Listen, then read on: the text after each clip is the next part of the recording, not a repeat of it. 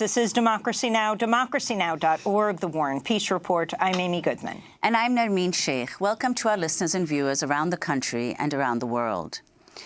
We begin in Turkey, where President Recep Tayyip Erdogan's AK party suffered major setbacks in local elections this weekend after dominating the country's political system since 2003. The AK party lost control in both of Turkey's largest cities, Istambul and Ankara, and is now disputing the results. Voters expressed frustration with Erdogan's autocratic rule and are also facing soaring inflation and rising unemployment. This is Erdogan speaking after the election. Every victory and every loss is the will of our nation, and we have to accept this fact as a necessity of democracy. We will admit that we won people's hearts in cities we won, but we were not successful enough in cities we lost, and we will act accordingly. Erdogan's AK party has filed appeals to contest the results from all of Istanbul's 39 districts, saying there were irregularities that need to be corrected and demanding a vote recount. There have also been allegations of voter suppression in Kurdish majority regions in the east of the country. A party chairman called the election one of the most stained in our democratic history, he said. But other government officials have insisted the election was fair. A state-run news agency has said recounts are underway in 18 districts in Istanbul and 11 districts in Ankara.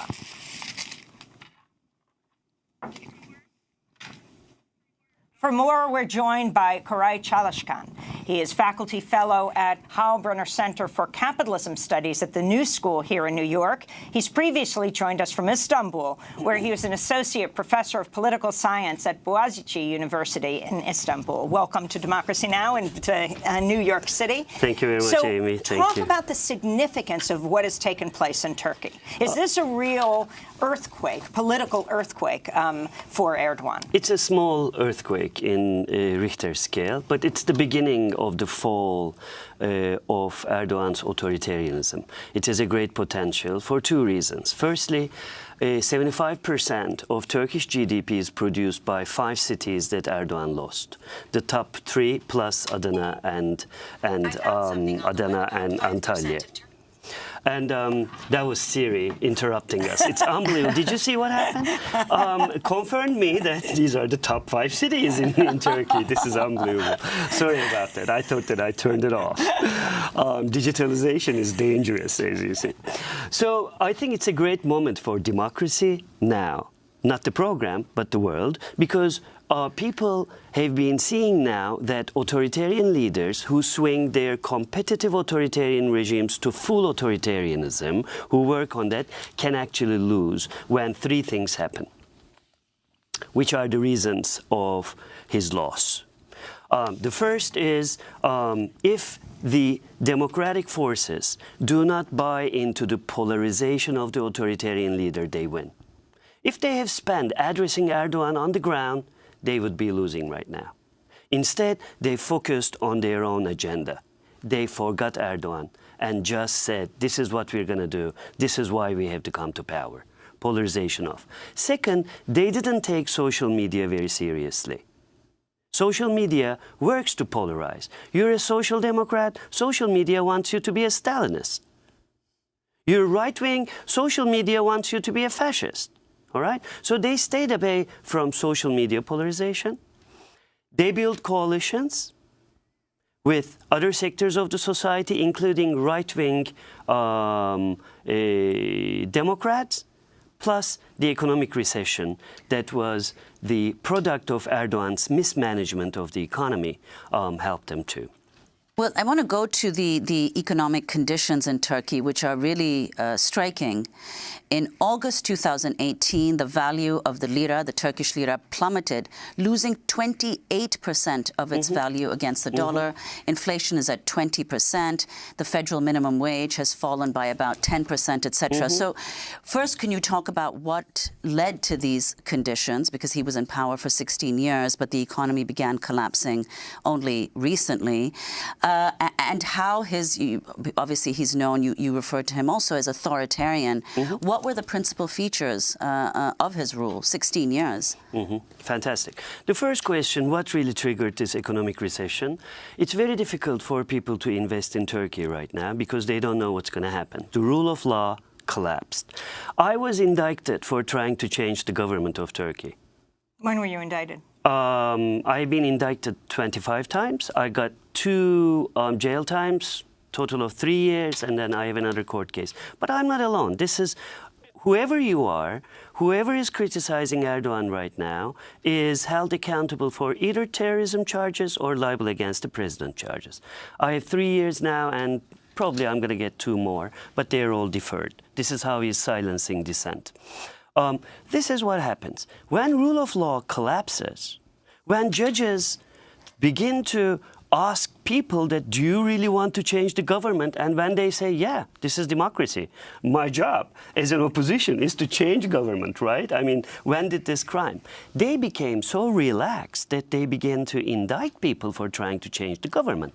Like Osman Kavala, who was right now indicted to change the government by terroristic means in organizing Gezi movement, which was ridiculous because it's a social movement of 71 cities in 73 cities of the Turkey, which is like 495% of the cities. Even Erdogan doesn't have such a coordination power, right? So the economic crisis happened when people begin to pull back from investments as a result of collapse of rule of law. What would be the consequence of it? Imagine when I was in your show, many times from Istanbul, my salary was around $2,000 as a university associate professor in the public sector. Now it is around $1,000. So this means recession for, you know, middle-class people like us. Think about the working class, all right, who are not even dreaming of making... This is $1,000 a month. A month, not week. Yes, you might have thought about it, but this is what happens. And people begin to buy potatoes one by one instead of kilogram, which is 2 times more than pound, as you know. So 1 potato, 1 onion. So what did Erdogan do? He said, look, people are trying to play with our economy, all right? And this is terrorism. Related to the United States of America and other foreign forces, it's always the foreign forces. And he put the blame on the eggplant terrorism, which kind of made it a little bit very difficult to understand the general people. When he says that, you know, people who criticize me are terrorists, people What does that mean, eggplant terrorism? That eggplant is so expensive now that they are trying to address Turkish polity with eggplants and increasing its price. But his son-in-law is running the economy. Explain, right? though, he recently extended his term. So what does it mean in these regional elections to have him lose in his kind of hometown of Istanbul and Ankara, the significance of this? And will this mean that his term could decrease? It may happen and it may not happen. He still won more people's votes, all right? But in this election, the grassroots activity made it possible for people to look at ballot boxes, because elections are determined not by voters, but vote counters. You don't have a problem during vote count, you may believe in democracy. So the other second very significant consequence of this election, Amy, is the following. It was an unlevel playing field. All right? Imagine the Super Bowl, and one team doesn't have helmets and paddings. And then they're trying to stop the other team. The team without the helmets and the paddings were Social Democrats, and they stopped AK Party's Islamist team with huge helmets, and referees were helping them, and they had paddings. So this is a great message to the world. Stay away from polarization of the autocratic leader. Believe in democracy, believe in grassroots activity, not Twitter. All right? Work together, carry your message, and then keep an eye on the ballot box. Things may change in the next general election. This is the local election, but this is how authoritarian parties feed their electorate, all right? They use local city sources to send cash support to their electorates. And losing Istanbul and Ankara is a big blow. Erdogan said it himself, that whoever wins Istanbul wins Turkey. Exactly. And he was, of course, previously the mayor of Istanbul himself. Exactly. Now, could you talk about what has been happening in terms of the economic crisis in Turkey? Also, the relationship with the U.S., Turkey's relationship with the U.S., which has now taken a turn for the worse after Turkey has bought or is negotiating an arms deal with Russia. Yes, S-40s, right? The arms deal is done, and the missiles seem to be coming to Turkey, and they didn't back down from it, which is a big blow to its NATO alliances. You don't want to buy guns from a dictator, all right? You want to strengthen your army, being loyal to your coalitions, all right? But it becomes very difficult for Turkey to be loyal to its coalitions because President Trump created a context where world leaders and citizens around the world do not understand what the United States is trying to do. So people do not trust in the United States and its leadership right now. On top of this, we had a bloody coup attempt organized in part by Fethullah Gülen, who lives in America right now. And a lot of people in Turkey know that he was behind it. If you could just explain who he is. He is a cleric, he's an imam, who used to, help people pray. And then he built an empire thanks to Erdogan's political power. And Erdogan's political power got authority thanks to the empire that Gülen made. This is like, think about this as an inter-problem between Trotskyites and Stalinists in previous They were once close, Erdogan and Fethullah Gülen. Yes. So they were very close. They were working together. And Gülen left Turkey for America and has been living here in a self-imposed exile.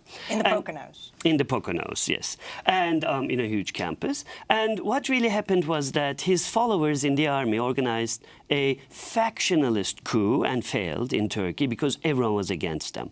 Democrats, liberals, seculars, Islamists, and then they remained alone. So Erdogan wants him to be sent to Turkey for reasons that are legitimate, and United States government says no. So this also creates a problem. Everyone in Turkey wants him back, Islamist or secular, anti-Erdogan and Erdogan, because Erdogan is a part of the legitimate political world in Turkey.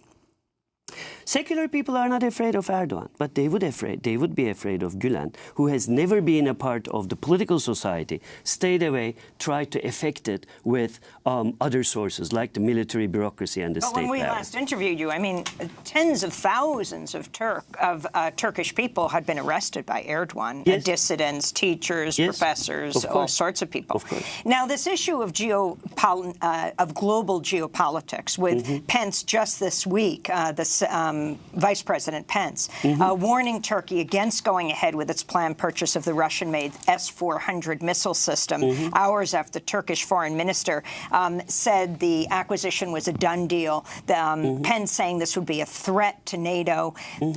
Just as we wrap up, where Turkey stands now, you're saying it's like many countries. They don't know how to deal with an extremely unpredictable U.S. president.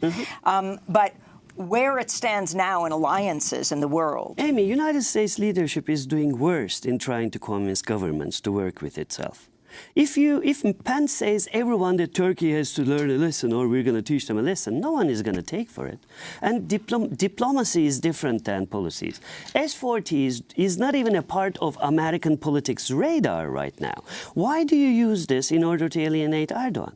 Just tell him what could be done and then move on. Instead, American leadership recognizes Jerusalem as the capital and tries to, say that, okay, Syrians' Golan Heights now can be Israeli property. And then everyone is looking at it. This is coffee house talk. This is not diplomacy and politics. So Pence made it very difficult for Erdogan to step back, but Erdogan is known to change his positions very rapidly if he thinks that he's a radical pragmatist. I mean, more than being an Islamist, and usually Islamists are very radical pragmatists in a way. And he can change his position because last time, when he tried to blackmail American government with a pastor, sending a pastor to jail and then home arrest, he lost it, and he had to send it back because American sanctions led to a deepening of the recession and crumbling of the dollar, U.S. lira against dollar. Well, we're going to have to leave it there, but of course we'll continue to follow Turkish politics. Koray Çalışkan, faculty fellow now at the Heilbronner Center for Capitalism Studies at the New School here in New York. Recently came from Istanbul, Turkey. This is Democracy Now! When we come back, massive Algerian protests topple the president. Stay with us.